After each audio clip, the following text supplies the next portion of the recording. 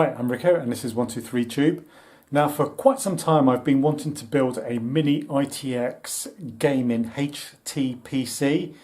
So the criteria is it's got to be small, it's got to be quiet, it's got to be energy efficient, yet powerful, powerful enough for 60 frames per second at 1080p gaming. So it's something that I've been, as I said, wanting to do for quite a while, and I finally kind of got around to doing it. So I've bought a lot of parts, some new, some used.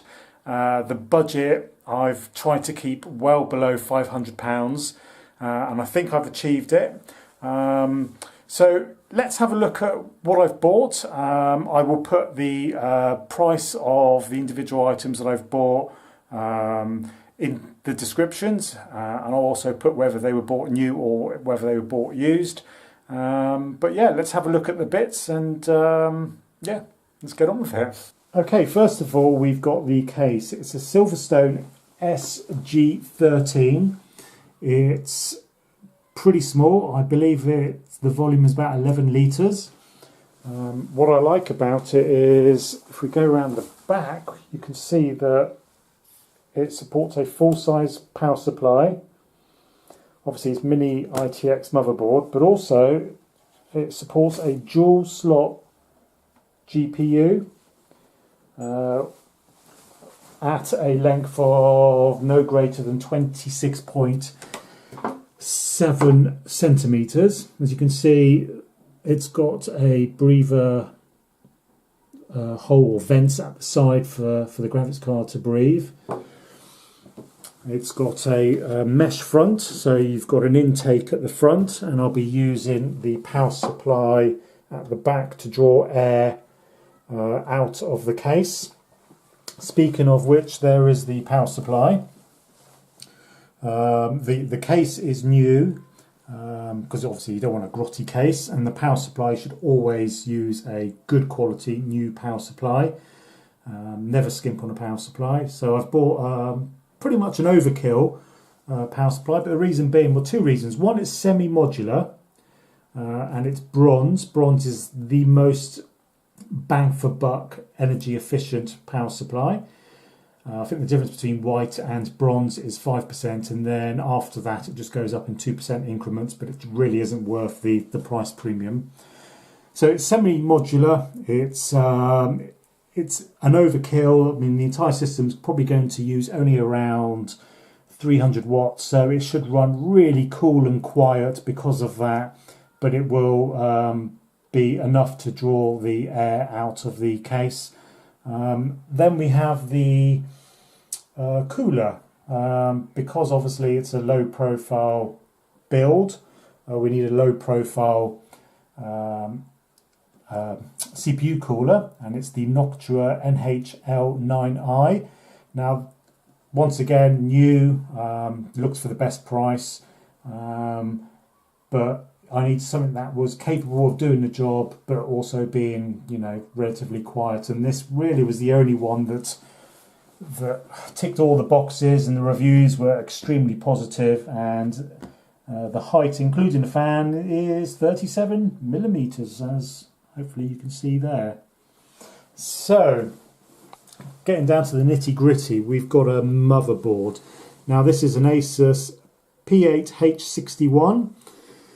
It fit the bill. It was cheap, but you know, decent quality. It's got a EFI BIOS, so it's easy to use. It's quite versatile. It doesn't have USB 3, unfortunately, but I can't see myself using that. But it's got everything that I need. It's got support for the processor that I wanted to use, which is an i7-3770. It's the non-overclockable, it's the non-K version. Reason being is it was just far cheaper than the K version. I was going to get an i5-3570, but for the extra few quid, those extra 4 threads would give me much better longevity, especially as games you know, become more thread intensive, or you know, they're utilising the threads more nowadays. And there are ways of overclocking a 3770 non-K, which I will explore. I don't expect to overclock it, but if I can, I will do. I picked up two SSDs, a 64 gig Kingston, which will have the operating system on, and then a 240 gig Crucial SSD, which I will install Steam and all the games on there. And I've also got a 500 gig hard drive that I might chuck in as well. There is space for another 2.5, so I might chuck that in, but I had that lying around.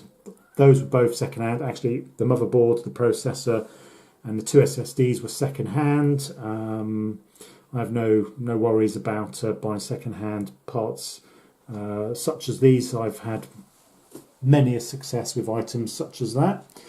Let's move on to the memory. The memory is the HyperX Savage 2133 MHz DDR3 CL11.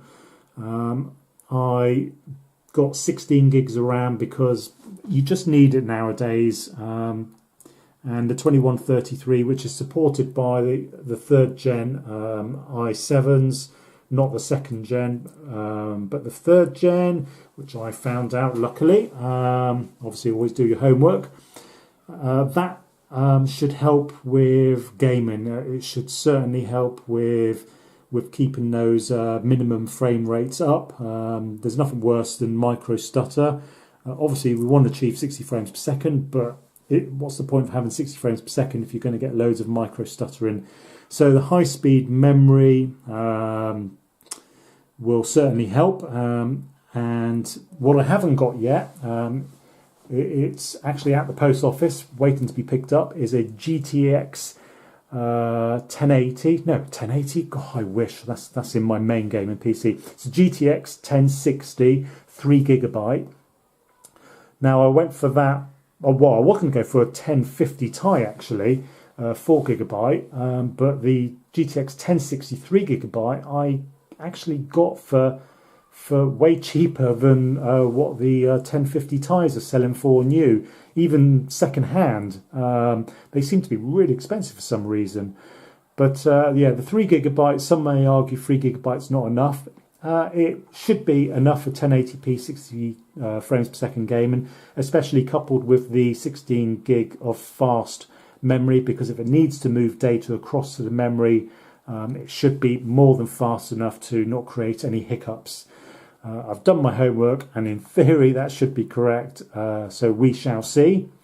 Last but not least, we have a wireless keyboard and mouse, because it's going to be connected to my TV in the lounge. I don't want any wires traipsing across the lounge, so that will be included in the description as well, with the total costs, including the license fee for Windows as well. So we're going to do a proper total cost, total build cost, so that we can get a rough idea of what something like this would cost.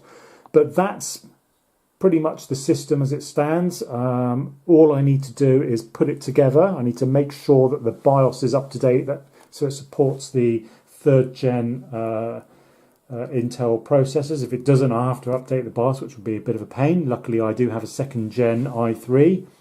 But yeah, I'll put this together and then we can have a look at the build. And then I shall do a second part to the video, which will be some gaming benchmarks. So I've waffled on enough now. So yeah, onwards and upwards, hopefully. So here it is, the final build. As you can see, we've got the GTX 1060 on the side. It's a mini version, and it's able to draw air in from the side grills of the cover, so it stays nice and cool. I've chucked in a 2.5-inch 500 gig drive that I had lying around. I'm not going to put that into the final build cost because I just literally had that lying around. But if we have a look, just in there you can see the two SSDs that I've installed. One is a 64 gig, the other one is a 240 gig. One is for the operating system and the other one's for games and whatever else it may be. As you can see, I've got a 140mm fan here. Now I went for the biggest fan possible so it can be as quiet as possible and draw as much air into the case and throw it over the RAM sticks and the CPU. So if we go to the other side and we can have a better look at what's going on. As you can see, cabling was a bit of a challenge, but having the semi-modular power supply really did help. We have 16 gig of RAM, 2400 megahertz, not 2133 as I stated earlier. That is due to the seller sending me 2 4 gig sticks of RAM instead of 2 8 gigs, so I had to send those back, and now we've ended up with those. As you can see, we've got the Noctua super slim CPU cooler. It stands at 37 millimeters high. It is rock solid, it feels sturdy, and it does keep the CPU cool.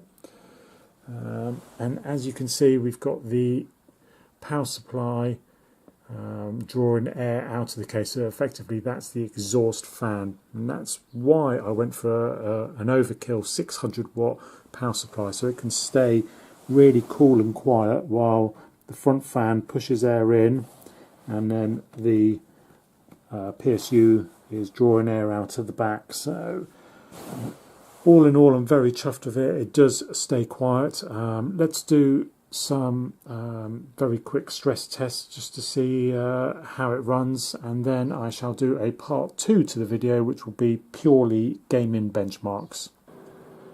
Okay, so as you can see, the PC is set up, and we'll do a little sound test. So that's under full load at the moment, and it's reasonably quiet. Now let's have a look at what we're currently doing. So the CPU is being stressed out to the max, and we have a core temperature of the CPU maxing out at around 83 degrees. So if you look at the cores there, you can see that. Now that is the actual core temperature of the CPU, not to be mistaken by the CPU temperature. So CPU temperature is basically ascertained at effectively where the thermal paste is on the top of the lid of the CPU. And that's currently running at 55 degrees, and that's what a lot of people mistakenly look at, think, oh, it's running nice and cool. But the actual core temperature, which is the important temp, is running around 83, 84. I think it maxed out around 85, I saw.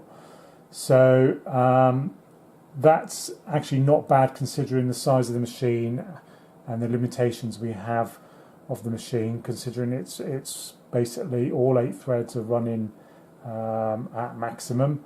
The core temperature, what you don't want to see is that approaching towards the sort of like towards 100 degrees basically. So around 95 and below, you're reasonably good.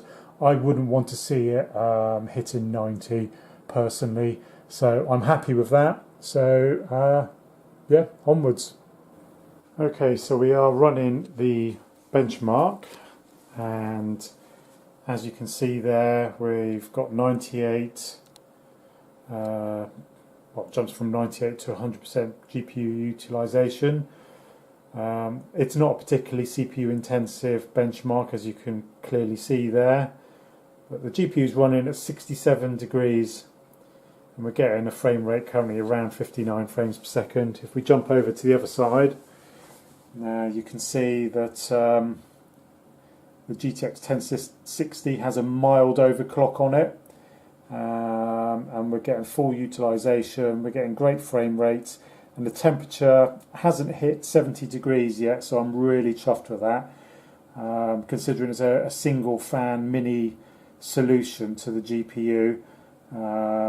You know, where it's positioned on the sides of the case, it's clearly getting enough cool air to keep it nice and cool. So and it's quiet. I can barely hear it, and if I had the sound on and I was playing the game, it would be inaudible to me.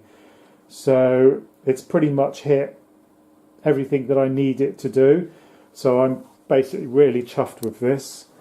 If I've missed anything, please ask, questions in the description, in the comment section. I will be putting lots of information in the description. The video has been a little bit rushed and it's not quite as professional as I wanted it to be, but I'm always running out of time. But I will do a part 2 to this. I will do a pure gaming benchmarks without me in the video, so it will be purely gaming benchmarks, and that will be part 2, so look out for that. Okay, thanks for watching.